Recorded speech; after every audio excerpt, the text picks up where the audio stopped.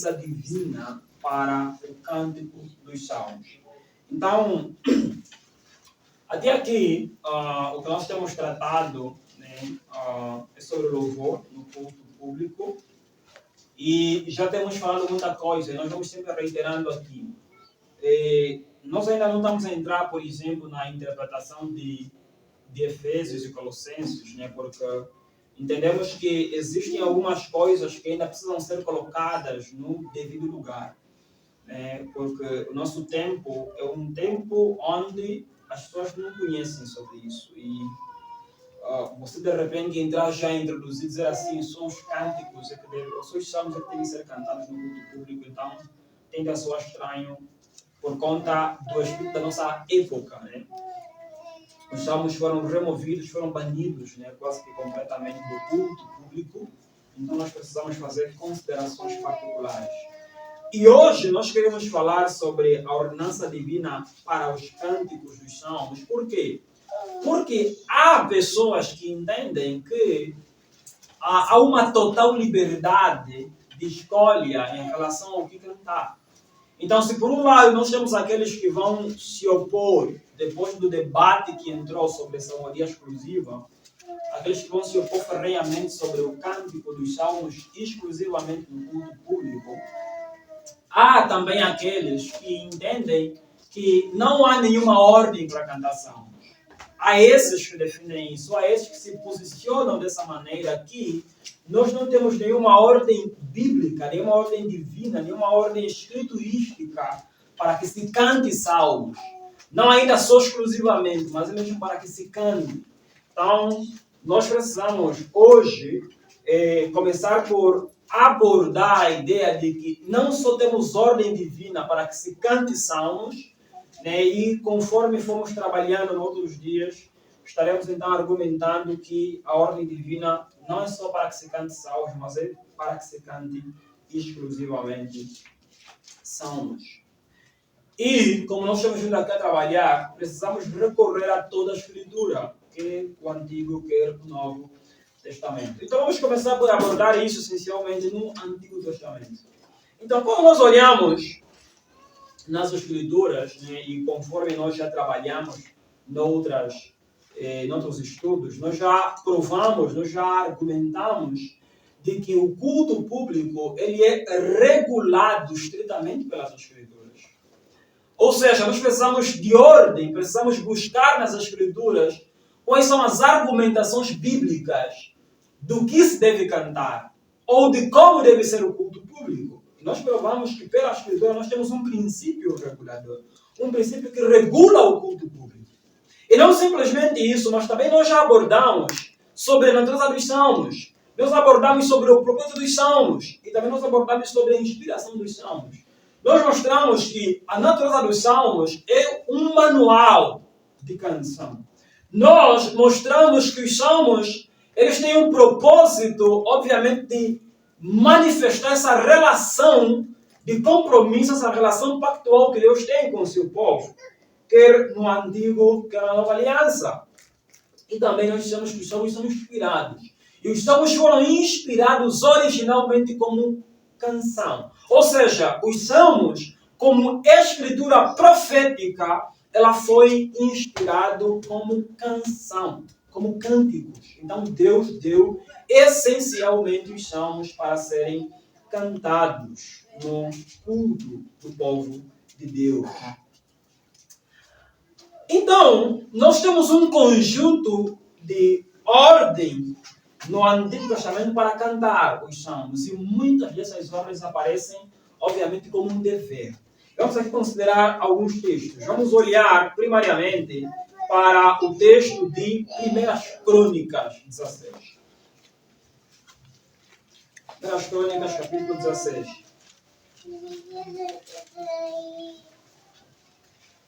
1 Crônicas, capítulo 16. Então, nesse texto, nós aqui temos a introdução do cântico no culto. Então, como os irmãos sabem, quando você estuda o que poderíamos chamar de teologia bíblica do culto do Antigo Testamento, nós vemos de que os cânticos não estiveram sempre no culto.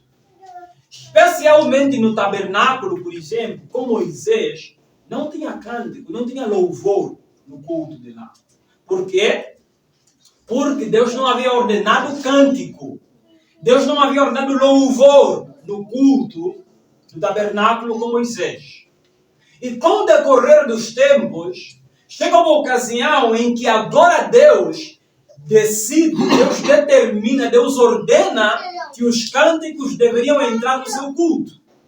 E nessa ocasião nós temos aqui Davi, como aquele que Deus levanta como sendo a pessoa que Deus separa para introduzir o cântico no culto de Deus. Então, o culto, o cântico, a música, ela é introduzida no culto público com o ministério de Davi, com esse ministério profético de Davi.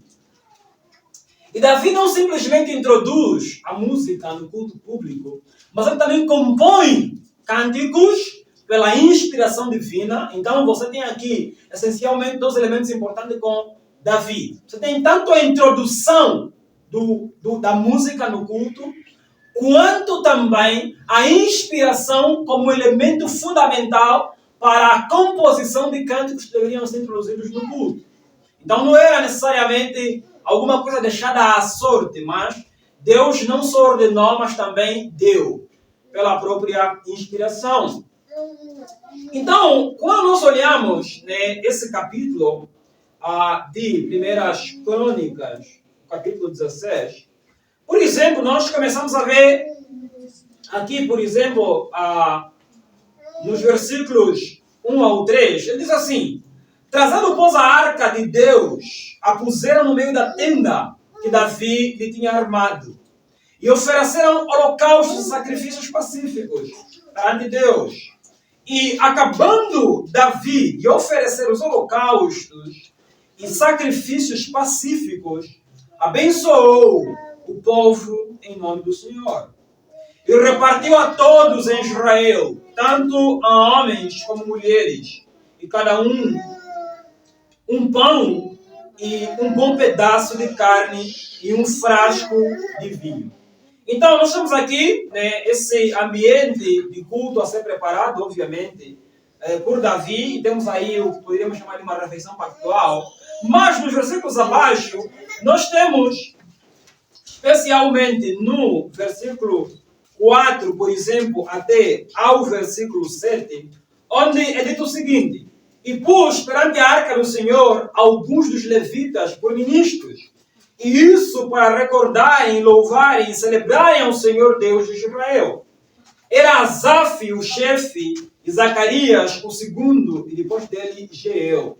E Semiramote, e Jeiel e Matatias, e Eliabe, e Benaia, e Obed-edom, e Jeiel, com alaudes e com harpas, e Asaf se fazia ouvir com símbolos. Também Benaia e Jaziel, os sacerdotes, estavam continuamente com trombetas perante a arca do concerto de Deus. Então, naquele mesmo dia, entregou Davi, em primeiro lugar, o salmo seguinte, para louvarem ao Senhor pelo ministério de Asaf e de seus irmãos. Então, você percebe aqui que Davi vai organizar os sacerdotes, portanto, os levitas, em turnos para poderem ministrar ao Senhor no culto público, e Davi também dá, obviamente, o salmo que deveria ser cantado ali. E não simplesmente é dado, mas também dado a ordem. Vamos ler o versículo 8, 9 e 23 desse capítulo aqui e depois fazermos algumas considerações. O versículo 8, então, temos a ordem de que não simplesmente é dado o cântico, mas temos a ordem de louvar, obviamente, ao Senhor com aquilo que Davi está a dar aqui. Ele diz o seguinte: louvai ao Senhor, invocai o seu nome, fazei conhecidos entre os povos os seus feitos, cantai-lhe, salmodiai-lhe, atentamente falai de todas as suas maravilhas. Versículo 23. Cantai ao Senhor em toda a terra, anunciei de dia em dia a sua salvação. Então, meus irmãos, nós temos aqui a introdução do cântico no culto, e com a introdução do cântico no culto, com a música no culto, também dá vida ao salmo necessário para ser cantado nesse mesmo culto. E quando nós lemos o capítulo todo, os irmãos depois podem consultar em casa, você percebe que, por exemplo, o comentário bíblico ilustrado, ele nos aponta de que esse capítulo todo ele é composto por 3 salmos. E você tem, por exemplo, a separação de que do versículo 8 ao 22, você tem o Salmo 105, de 1 a 15. Do versículo 23 ao 33, você tem os Salmos 96, de 1 a 13. E do versículo 34 ao 36, você tem o Salmo 106, versículo 1, 47 e 48. Então, Davi dá um salmo que posteriormente, com a compilação do saltério, ele se desdobra em 3 outros salmos. Então, o que nós temos aqui é a primeira ordem, de que a primeira ordem para louvar o Senhor, ele é acompanhada com a entrega do material necessário para que se louve ao Senhor. Isso nos remete, obviamente, ao que nós temos argumentado aqui, de que em relação aos elementos do culto, Deus não simplesmente ordena o elemento, mas Deus também dá o material necessário para se administrar esse mesmo elemento. E Deus dá ordens específicas de como administrar esse mesmo elemento. Ou seja, Deus não vai dizer assim, Davi, agora me louvem. E depois vocês aí tentem ver o que é melhor, o que é mais adequado, o que é mais digno para vocês me levarem com ele. Davi, agora eu ordeno que coloquem louvor no meu culto. Mas está aqui o material necessário para que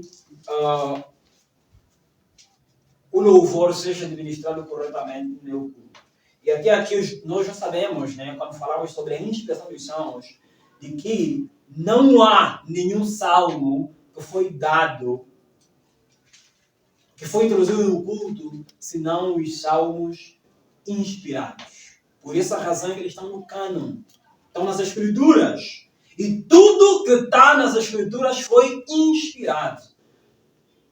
Quer o seu registro, quer, obviamente, a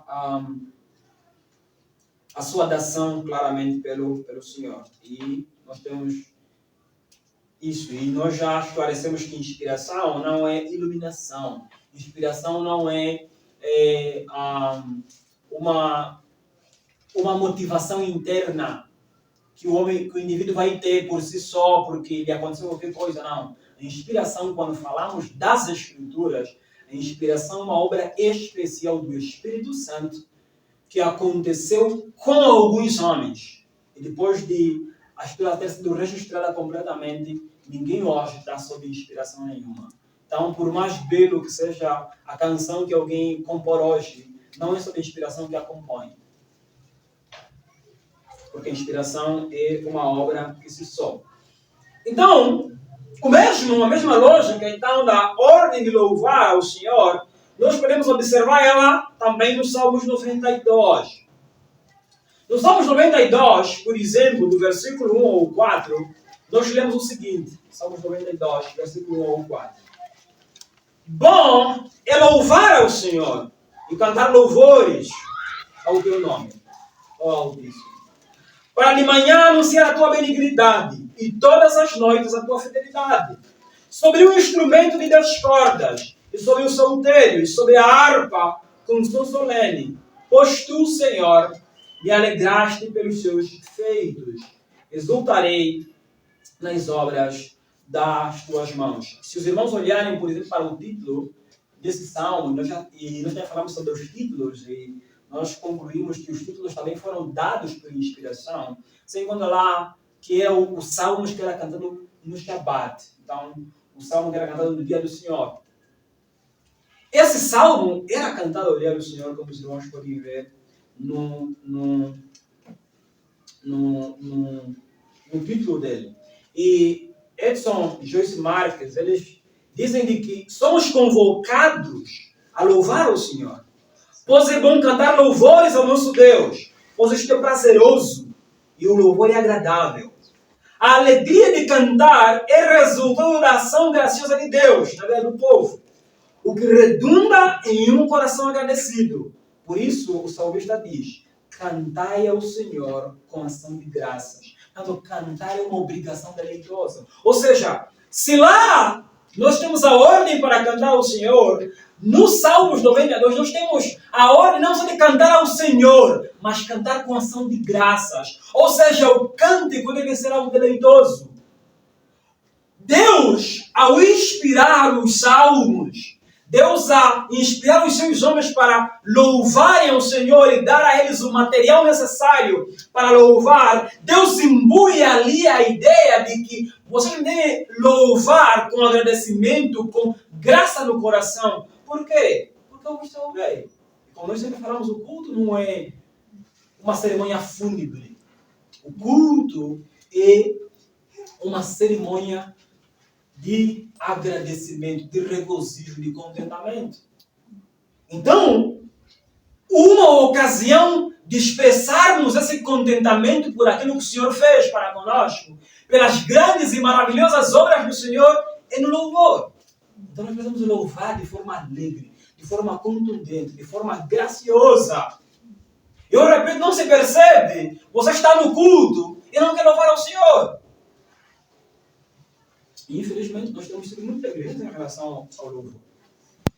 Parece que louvor não é algo que nos interessa tanto assim. Oramos, ouvimos a palavra, mas estamos a cantar como se não tivéssemos interesse nessa coisa. Precisamos cantar ao Senhor pelas suas maravilhas. Então, nós temos aqui essa ordem. E de louvar e cantar, obviamente, ao Senhor. O cântico ainda também, ele está presente, né, como uma promessa individual e uma promessa coletiva do povo de Deus. Quando nós olhamos, por exemplo, na narrativa do livro de 2 Samuel, né, bem como do Salmos 18, nós vemos Davi a falar, né, a expressar de que ele louvaria ao Senhor. Diz assim o Salmo 18, 49. Por isso, darei graças a ti, ó Senhor, no meio dos pagãos, e cantarei louvores ao teu nome. Então Davi diz assim: Senhor, eu vou louvar.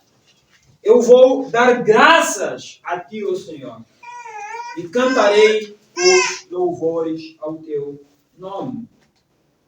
E não simplesmente isso, Davi também, ele manifesta de que o cântico dos salmos também seria um testemunho da glória de Deus entre as nações.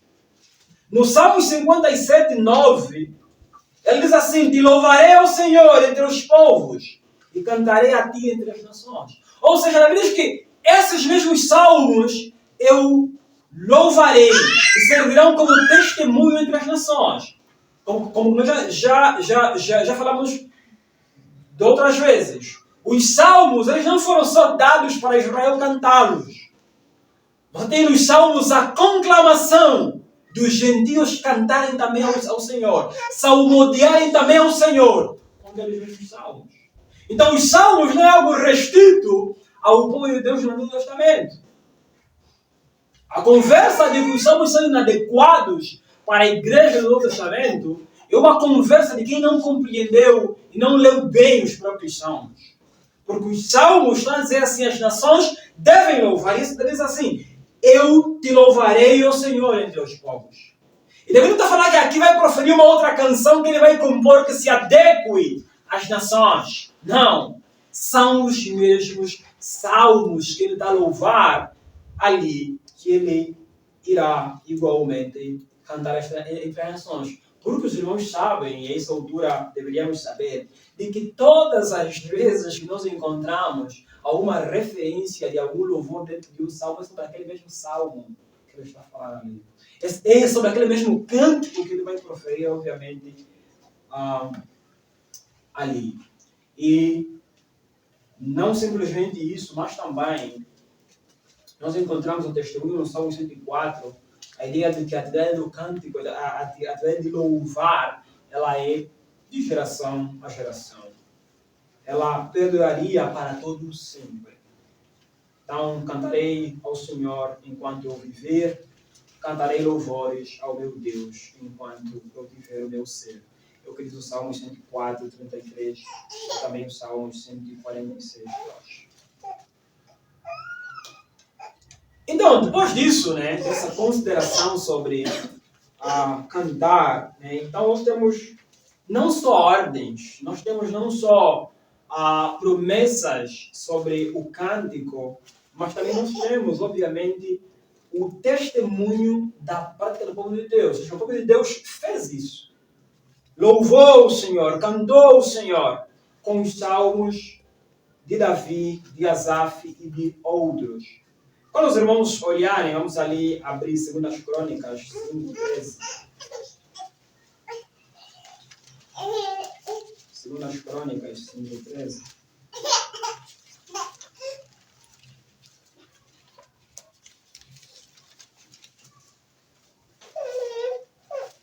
Diz assim: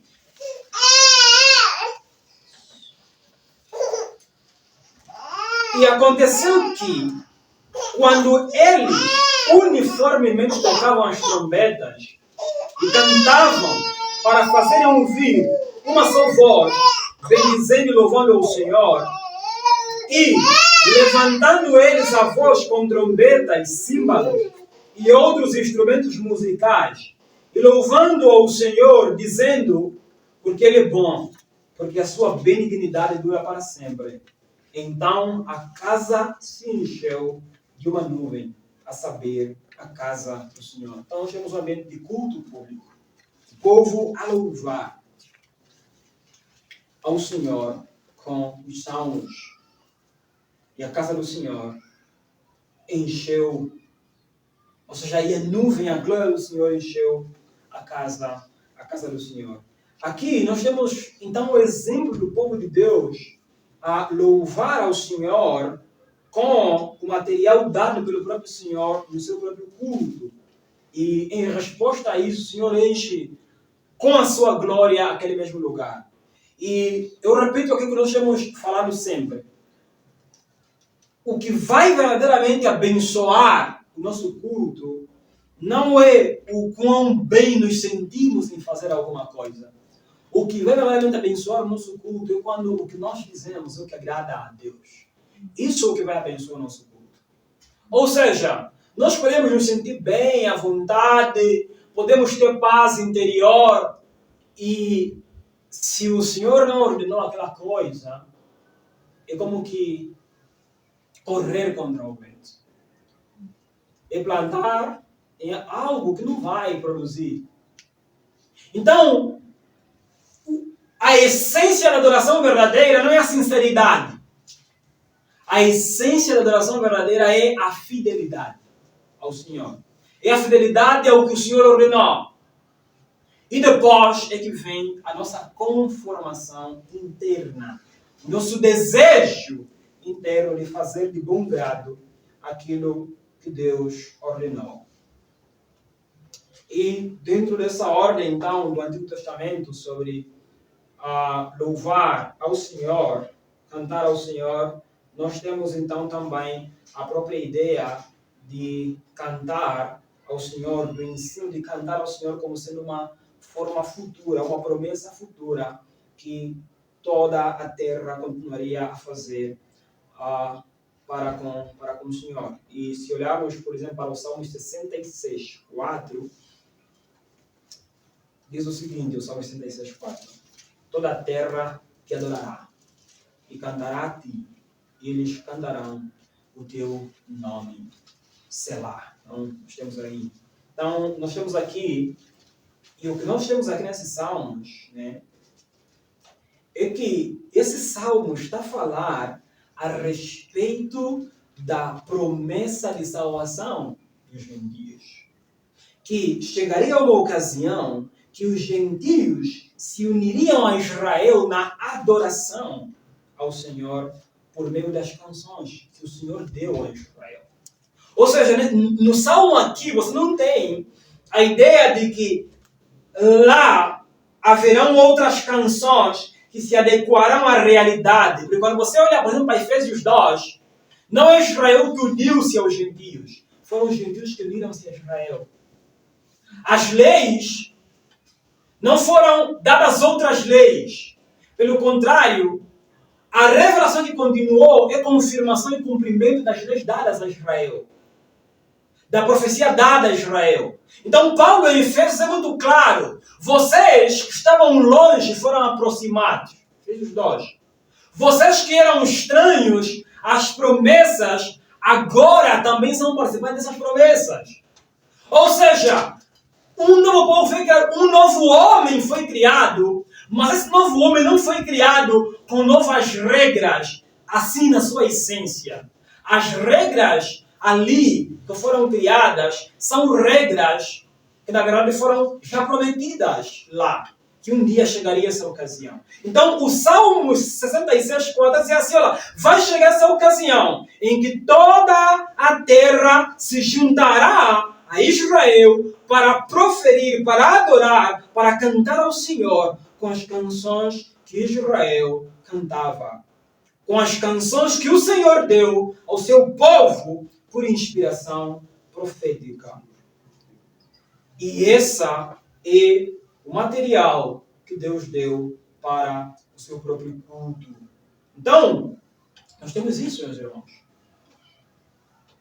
A ideia aqui nos Salmos é claramente de que haveria uma ocasião que o povo de Deus, cumprindo-se, obviamente, as promessas e as profecias, quer da nova aliança, quer das ocasiões em que o próprio Deus é claro em dizer que vai chegar uma ocasião que o elemento étnico do povo de Deus seria quebrado para dar lugar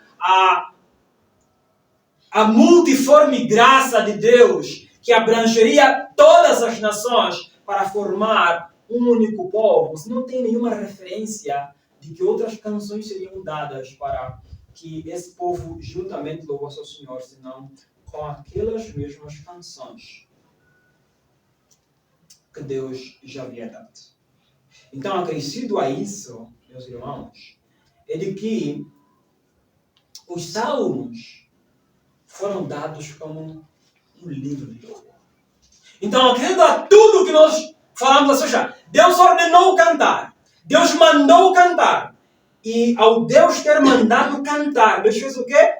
Deus deu um cancioneiro. Deus deu um livro de cânticos. E esse livro de cânticos, associado com a ordem de cantar, esse livro de cânticos, obviamente, foram dados para ser cantados. E nós temos outras evidências, né, da ideia de que o livro que nós temos aqui para ser cantado, que o próprio livro de Salmos, é nada mais do que o livro de louvores, cânticos de louvor. Você encontra, por exemplo, 56 vezes nos Salmos, onde você tem ali aquele título ao cantor mor, ou o mestre do canto. Se assim, está aqui o cancioneiro para que o mestre do canto acabe conduzindo o povo de Deus no culto público. E nós temos essa ordem de cantar e nós temos um canto.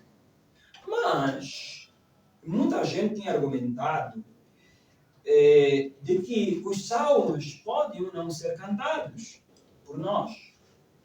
Eu lembro, provavelmente terá sido no 2023, né? Havia feito alguma publicação no Facebook sobre a ideia de cantar os salmos. E alguém, baseando-se na tríade de Efésios e Colossenses, né? Efésios 3 e Colossenses 5, ele argumentou que não, só o fato de aparecer assim salmos, hinos e cânticos espirituais, isso quer dizer que eu sou livre para cantar qualquer um deles. Ou seja, não é obrigatório cantar salmos. Se eu quiser cantar salmos, eu canto. Se eu não quiser, também não canto. Porque o I que está ali é do tipo escolhe o que você achar melhor é o que você vai cantar. Mas é claro que essa perspectiva ela tem claramente dois problemas. O primeiro problema é que ele não responde corretamente a pergunta que nós fizemos da última vez. Por que Deus colocou um livro de cânticos nas escrituras do cânon? Acha que é para ser exemplo de composição de canções? Não. Você não tem nem explícito, nem implicitamente, você tem alguma referência de que o livro de Salmos foi dado como exemplo da boa canção do bom louvor. Não tem isso. Você não tem nenhuma referência nas escrituras de que o livro de Salmos estão ali para serem exemplo para os compositores. Pelo contrário, foram ali para que o cantor para que o povo de Deus cantasse aqueles. Então, esse é o primeiro problema com essa abordagem. De que ele não compreende e não responde corretamente o porquê que Deus colocou. Por que Deus se deu o trabalho, por assim dizer, de colocar um livro de canções. 150 canções.